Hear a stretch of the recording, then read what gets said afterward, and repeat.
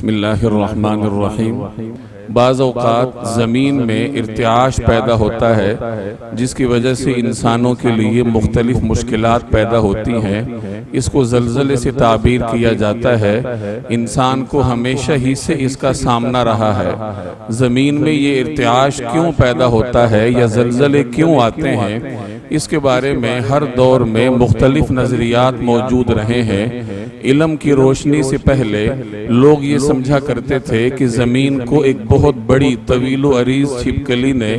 اپنی پیٹھ پر اٹھایا ہوا ہے اور وہ جب حرکت کرتی ہے تو زمین میں حرکت آتی ہے۔ ہندوؤں کے دیومالائی لٹریچر سے یہ بات منسوب کی جاتی ہے کہ زمین کو ایک گائے نے اپنے سینگوں پہ اٹھا رکھا ہے اور وہ جب اپنے ایک سینگ سے دوسرے سینگ پر زمین کا بوجھ ڈالتی ہے تو زمین میں ارتعاش پیدا ہوتا ہے۔ ارسطو اور افلاطون سے یہ نظریہ منسوب کیا جاتا ہے کہ زمین کی تہ میں گرم ہوائیں ہیں اور وہ گرم ہوائیں جب زمین کے مختلف پرتوں کو پھاڑ کر اوپر آنے کی کوشش کرتی ہیں، ان کے دباؤ سے زمین میں زلزلہ آتا ہے۔ اور آج کل کے جدید نظریات کے مطابق زمین کی تہ میں پلیٹیں موجود ہیں، ان پلیٹوں کے نیچے گرم سیال مادہ ہے۔ اس مادے کی وجہ سے ان پلیٹوں میں زمین کی تہ میں موجود جو پلیٹیں ہیں ان میں ٹوٹ پھوٹ پیدا ہوتی ہے اور ان کے ٹوٹ پھوٹ کی وجہ سے زمین میں ارتعاش پیدا ہوتا ہے اور زلزلہ آتا ہے۔ تو بہرحال یہ تو زمین کے ارتعاش کی وہ منطقی وجوہات ہیں جو عام طور پر انسان کو نظر آتی ہیں، لیکن یاد رکھیے کائنات میں جو کچھ ہوتا ہے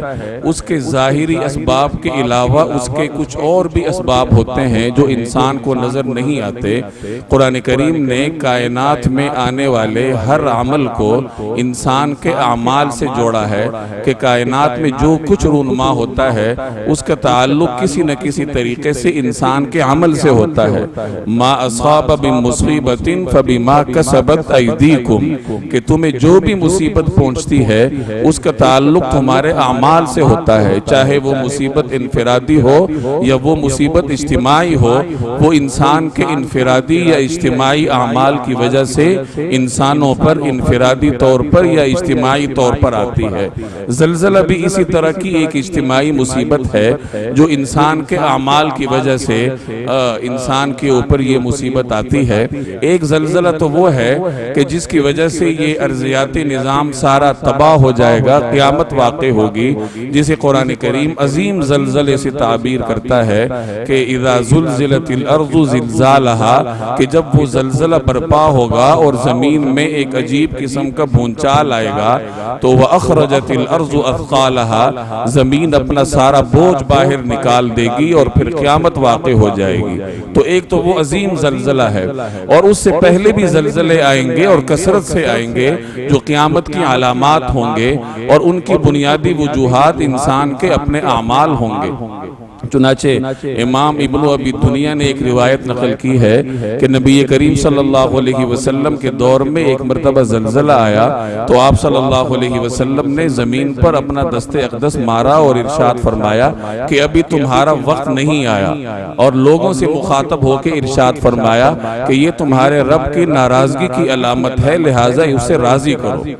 مسند احمد میں حضرت عمر رضی اللہ تعالی عنہ کے بارے میں یہ منقول ہے کہ ان کے دور میں زلزلہ آیا تو انہوں نے لوگوں کو جمع کر کے خطبہ ارشاد فرمایا کہ لوگوں، تم لوگوں نے بہت جلدی نئے کام شروع کر لیے ہیں، اگر دوبارہ یہ زلزلہ آیا پھر میں تمہارے اندر نہیں رہوں گا۔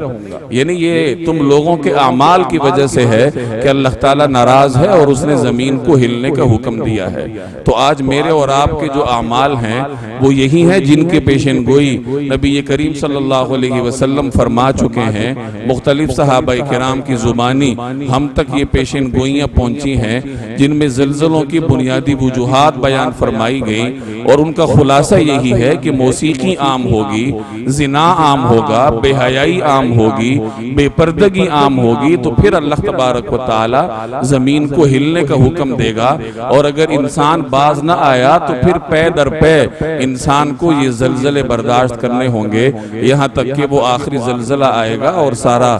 ارضیاتی نظام ملیمیٹ ہو جائے گا۔ تو یہ زلزلے میرے اور آپ کو بیدار کرنے کے لیے بھی ہوتے ہیں کہ انسان اپنے اعمال پر غور کرے، انفرادی حیثیت میں بھی اور اجتماعی حیثیت میں بھی۔ اللہ تبارک و تعالی مجھے اور آپ کو عمل کرنے کی توفیق عطا فرمائے۔